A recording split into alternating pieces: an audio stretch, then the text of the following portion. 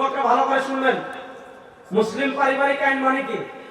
মুসলিম পারিবারিক আইন তারা বলে, কোন পুরুষ যদি বিয়ে করতে চায়, বিয়ের যাবতীয় মাসআলার সমাধান হবে ইসলাম অনুযায়ী। ভালো, কোন পুরুষ অথবা মহিলা বনিবনা হচ্ছে না, এমন পর্যায়ে চলে গিয়েছে তাদের থাকার আর কোনো সম্ভাবনা নাই, তারা সংসার বিচ্ছিন্ন করতে চাচ্ছে তালাকের মাধ্যমে। তালাক কেমনে দিবেন?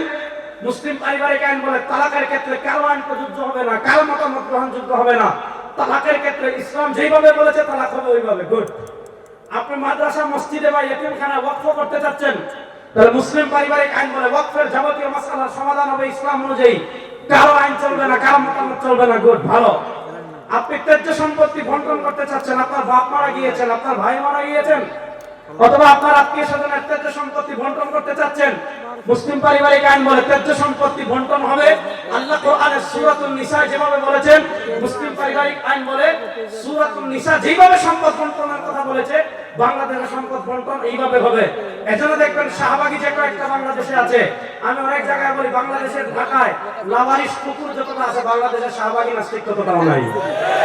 আপনি দেখবেন আমাদের দেশের নাস্তিকরা মুসলিম পারিবারিক আইনের বিরুদ্ধে বলে, কখনো নারী অধিকারের নামে, কখনো সমান অধিকারের নামে, কখনো নারী প্রগতির নামে মুসলিম পারিবারিক আইনকে তারা বাতিল করে দিতে চায়। শুনেন, সূরা নিসা দিয়েছেন আল্লাহ, সম্পদ কেমনে বন্টন হবে শিখিয়েছেন আল্লাহ। কুরআন পৃথিবীতে যতদিন থাকবে সম্পদ সূরাতুন নিসা আইনে বন্টন হবে, ব্রিটিশের আইনে বন্টন হবে না। কথা ভালো করে বুঝতে পারতেছেন তো ইনশাআল্লাহ? তাহলে এটা তো খুব ভালো যে বিয়ে হবে ইসলাম অনুযায়ী, আলহামদুলিল্লাহ। তালাক হবে ইসলাম অনুযায়ী, আলহামদুলিল্লাহ। ত্যায্য সম্পত্তি বন্টন হবে ইসলাম অনুযায়ী, আলহামদুলিল্লাহ। ওয়াকফ হবে ইসলাম অনুযায়ী, আলহামদুলিল্লাহ।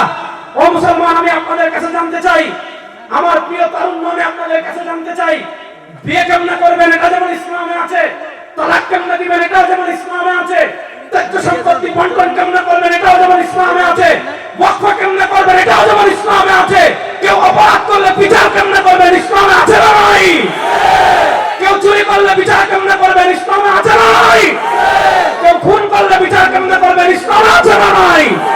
বিয়ে, তালাক, ওয়াকফ, ত্যায্য সম্পত্তি বন্টনের নিয়ম যেমন ইসলামে আছে, বাংলাদেশের সংসদ কেমনে চালাবেন, রাষ্ট্র কেমনে চালাবেন, সমাজ কেমনে চালাবেন, দেশ কেমনে চালাবেন ইসলামে আছে না নাই?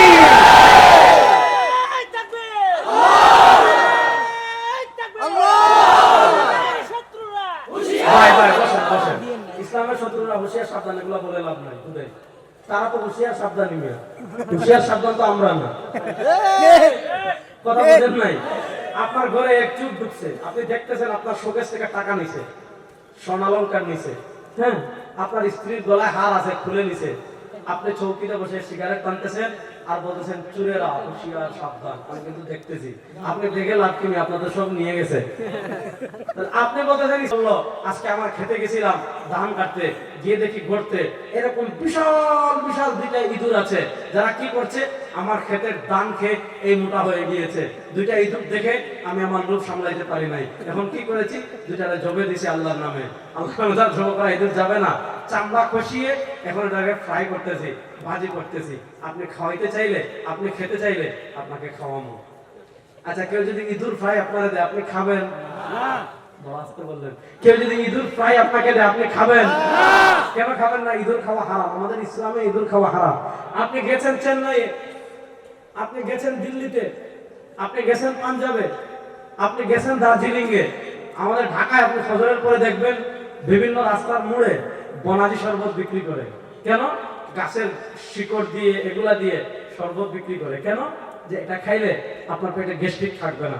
আপনি গেছেন দিল্লিতে, আপনি গেছেন চেন্নাইয়ে, আপনি গেছেন হায়দ্রাবাদে, যাওয়ার পর দেখলেন ফজর পরে বালতিতে করে লাইন ধরে মানুষ পানি খাচ্ছে।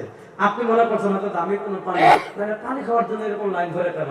আপনি কৌতূহল নিয়ে লাইনে দাঁড়াইছেন, জিজ্ঞাসা করেছেন ভাই কি খাচ্ছেন? বললো আমাদের মহান প্রভু গরু, উনি সারা রাত তার পবিত্র জিনিস খসিয়েছেন, পেশাব করেছেন। যেহেতু প্রভুর পবিত্র জিনিস, এটা আমরা নিচে ফালাই নাই, বালতিতে সংরক্ষণ করছি।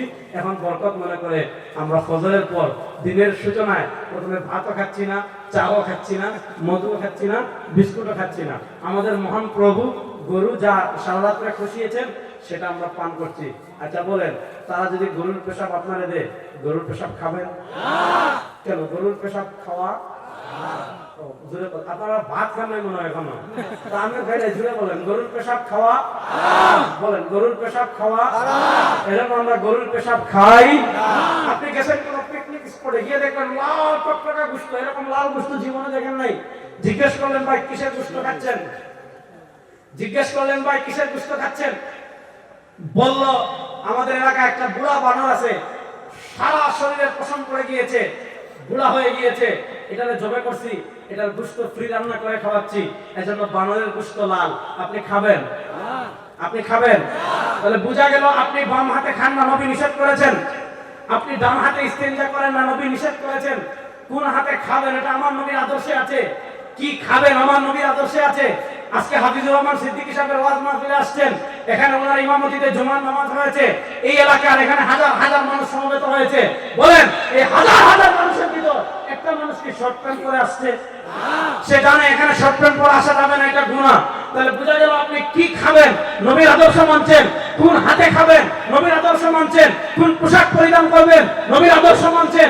কোন পোশাক পরিধান করে মসজিদে আসবেন, নবীর আদর্শ মানছেন। কোন পোশাক পরিধান করে বিয়েতে যাবেন, নবীর আদর্শ মানেন। কোন পোশাক পরিধান করে ওয়াজ মাহফিলে আসবেন, নবীর আদর্শ মানছেন। এবার আপনার কাছে জানতে চাই, কোন হাতে খাবেন, এটা যেমন নবীর আদর্শে আছে। কোন হাত দিয়ে ইস্তেঞ্জা করবেন, এটা যেমন নবীর আদর্শে আছে। কি খাবেন, এটা যেমন নবীর আদর্শে আছে। কিভাবে ইস্তেঞ্জা করবেন, এটা যেমন নবীর আদর্শে আছে। কিভাবে ওযু করবেন, এটাও যেমন নবীর আদর্শে আছে। কিভাবে গোসল করবেন, এটাও যেমন নবীর আদর্শে আছে। কিভাবে নামাজ পড়বেন, এটাও যেমন নবীর আদর্শে আছে। কিভাবে রাষ্ট্র চালাবেন, আমার নবীর আদর্শে আছে না নাই? কিভাবে বিচার করবেন, আমার নবীর আদর্শে আছে না নাই? কিভাবে সংসদ চালাবেন, আমার নবীর আদর্শে আছে না নাই? এখানে তো বাসটা দেয় আমাদের সবচেয়ে বড়। আমাদেরকে সবচেয়ে বড় বাস কোন জায়গায় দেন জানার প্রয়োজন আছে না নাই?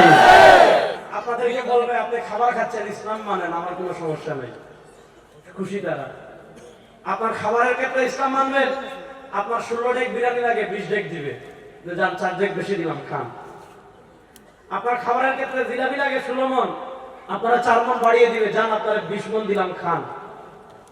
তারা বলে আপনি ইসলাম রাখেন খাবারে, তারা বুঝাতে চায় আপনি ইসলাম রাখেন পোশাকে, তারা বুঝাতে চায় আপনি ইসলাম রাখেন জিলাপিতে, তারা আপনাকে বুঝাতে চায় ইসলাম রাখেন সিন্নিতে। খবরদার, খাবারের বাহিরে, পোশাকের বাহিরে, ঘরের বাহিরে, পরিবারের বাহিরে, খবরদার রাষ্ট্রে কখনো ইসলাম আনা যাবে না।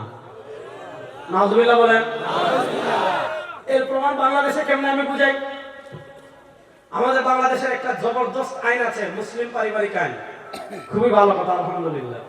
মুসলিম পারিবারিক আইন মানে কি? মনোযোগ